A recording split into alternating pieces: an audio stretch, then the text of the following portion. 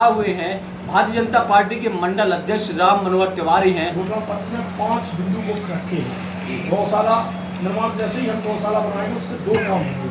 गौशाला बनेगी तो गाय जो हमारे देश की संस्कृति है, जिसे हम माता मानते हैं, तो गाय माता की भी पूजा होगी और उसमें 5-7 लोगों को रोजगार भी, ग्राम के लोगों को भी मिलेगा। और जो किसान आश्रित हमारा गाँव है, खेती पे डिपेंड करता है, तो लोगों को जो औजार होता है, जानवरों से उनकी फसलें नष्ट होती हैं। नहीं, ग्राम पंचायतों में गौशाला बनाने का सपना तो कमलनाथ ने किया और लगभग कई पंचायतों में बने भी हैं। आपके यहाँ नहीं आई क्या? ऐसा कमलनाथ जी ने जो सपना किया था, कमलनाथ जी ने कोई भी योजना को पूरा नहीं किया। नहीं, अब कई ऐसी गौशाला हैं जो आप उदाहरण देने लगे। आपके बिहार विधायक ने उत्तर में उन्होंने कई गौशाला को उद्घाटन किया।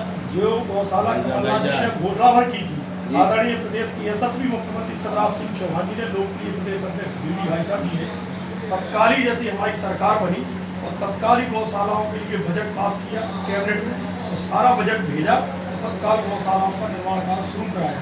जो ग्राम पंचायतें गौशाला से अछूती रह गई थी, उनके लिए भी गौशाला निर्माण करने के लिए सरकार व्यवस्था कर रही है।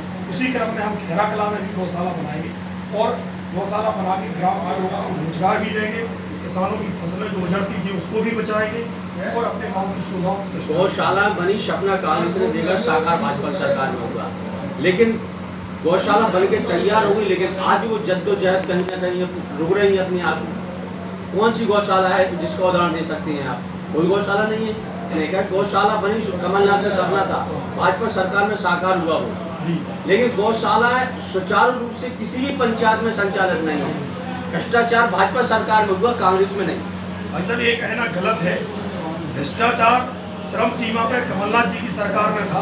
आदरणीय मुख्यमंत्री शिवराज सिंह चौहान जी के नेतृत्व में चल रही भारतीय जनता पार्टी की सरकार में कहीं ऐसा भ्रष्टाचार नहीं है। जो भी गौशाला कंप्लीट हो गई है वो सुचारू रूप से चल रही है।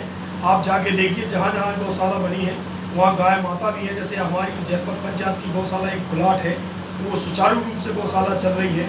चाहे धर्मपुरा की गौशाला हो, सुचारू रूप से गौशाला चल रही है। एक नया गाँव ग्राम पंचायत है, वहाँ पे भी गौशाला भी बन के कंप्लीट हो चुकी है। छोटी मोटी जो कमी होगी वो भी नया गाँव ग्राम पंचायत की गौशाला में भी पूरी हो जाएगी। वो भी गौशाला सुचारू रूप से चलेगी। कमलनाथ जी तो केवल बोलते भर रहे, लेकिन कमलनाथ जी ने कुछ नहीं किया। कमलनाथ जी की सरकार में भ्रष्टाचारी चरम सीमा पे थी और जैसा हमारे मुख्यमंत्री जी कहते हैं, वल्लभ भवन को दलाली का अड्डा बनाया गया। लोकतंत्र कोई भी था, केवल तबादले किए गए और खनन का कार्य किया गया। आदरणीय मुख्यमंत्री जी की सरकार में सारे काम शिवराज जी ने किए। कमलनाथ जी ने तो संबल जैसे कांग्रेस ने उत्तरायण किए हैं। भाजपा सरकार में दारू बिक रही है अभी यहाँ पूरी जनता चल रही है बिहार क्षेत्र की। ऐसे ये कहना गलत है। जो भी दारू बिक रही है वो ठेके पे बिक रही है। जो नंबर 1 के ठेके हैं वहाँ पे दारू बिक रही है।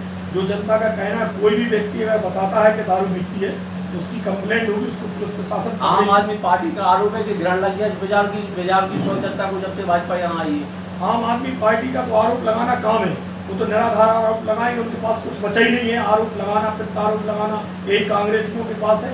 ऐसा कहीं कुछ नहीं है कि दारू बिकती है। चलिए, समाजवादी पार्टी से जो विधायक थे वो भाजपा में आ गए, अब कितना मजबूत समझते हैं आप अपने आप को? विधायक जी के आने से हमें दूनी ताकत को प्राप्त हुआ, नई ऊर्जा का एक संचार हुआ। उनके आने से क्षेत्र का विकास भी होगा। हम सबको एक ताकत होगी जो हम सब कार्यकर्ता थे कि सबके पास विधायक है। चाहे चंदला में विधायक जी हैं, बड़ा बलेरा में विधायक जी हैं, हमारे पास विधायक जी। हमारे लोकप्रिय जिलाध्यक्ष जी हमारी बातें सुनते थे, कार्य भी करते थे, लेकिन उनके पास टाइम कम था, पूरा जिला देखना पड़ता था। विधायक की जो हमारी कमी थी वो पूर्ति हो गई, तो निश्चित तौर पर हम विकास की गति को और देखते। नहीं, विधायक की पूर्ति थोड़ी है, वो तो आए हैं वहाँ से, आप लोगों ने चुन के थोड़ी कमल का फूल थोड़ी जीता था। ऐसा ये आपका कहना सही है। लोकतंत्र में जनता ने जनप्रतिनिधि को चुना है। उस जनप्रतिनिधि ने देखा कि कमलनाथ जी की सरकार हो, चाहे किसी की भी सरकार हो, भारतीय जनता पार्टी के अलावा कोई सरकार में सबका साथ सबका विकास नहीं हो सकता है। आदरणीय शिवराज जी, आदरणीय प्रदेश अध्यक्ष जी के नेतृत्व में सरकार अच्छी है। उनने इस मुद्दे को देखा और भोपाल में सदस्यता ग्रहण की। उनका स्वागत, वंदन, अभिनंदन हम लोग करेंगे। पेट्रोल, अब से भाजपा सरकार शिवराज जी दोबारा अभी बने हैं कमलनाथ सरकार के, पेट्रोल के दाम कितने बार बढ़ चुके हैं?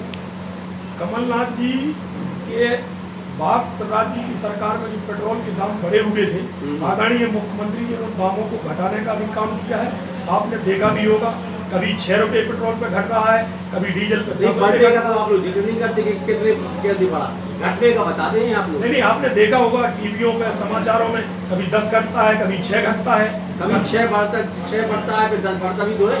कभी हमारे मुख्यमंत्री जी तीर्थ दर्शन के लिए गाड़ी रवाना करते हैं, कभी सम्मल योजना बनाते हैं, कभी बेटियों के विवाह भी करते हैं। इस योजना को भी तो कांग्रेस को देखना चाहिए। मुख्यमंत्री जी ने सम्मल जैसी योजना कि गरीब का, मैं तो कहता हूँ कभी नहीं हूँ, हाथ टूटे 50,000, पैर टूटे 1 लाख, दुर्घटना से अगर मृत्यु होती है तो उसकी पत्नी की जिंदगी बोझ न बन जाए, उसको 4 लाख रुपए देने का काम भी आदरणीय मुख्यमंत्री जी कर रहे हैं। आप देखते हैं तमाम योजना, चाहे मैं प्रदेश अध्यक्ष ही हूँ, संगठन के माध्यम से कोरोना काल में आपने देखा कि गरीब को चप्पल पहनाने का काम भी आदरणीय बीडी भाई साहब ने किया। कमलनाथ जी एसी में सोते रहे, कहीं नहीं देखी। आप तो गरीब की बात करते हैं, 1.5 बरस के कोरोना काल में कहीं कमलनाथ जी जगह जैसी दिखे हो तो आप भी बताओ। प्रदेश अध्यक्ष जी ने पूरे भारतीय जनता पार्टी के मंडल अध्यक्ष एक बूथ के कार्यकर्ताओं को लगाया कि गरीब की थाली ना रहे खाली, ना कोई गरीब परेशान रहे, उनको बाहर से लाने की भी व्यवस्था, उनके राशन की भी व्यवस्था, उनके खाने पीने की व्यवस्था की, और उनके अस्पताल में कैसे उनका इलाज बेहतरीन से बेहतरीन हो सके, उनको बेडों की व्यवस्था, उनको ऑक्सीजनों की व्यवस्था, उनको वेंटिलेटरों की व्यवस्था, सारी व्यवस्था स्वराज जी ने की, आदरणीय प्रदेश अध्यक्ष जी ने की।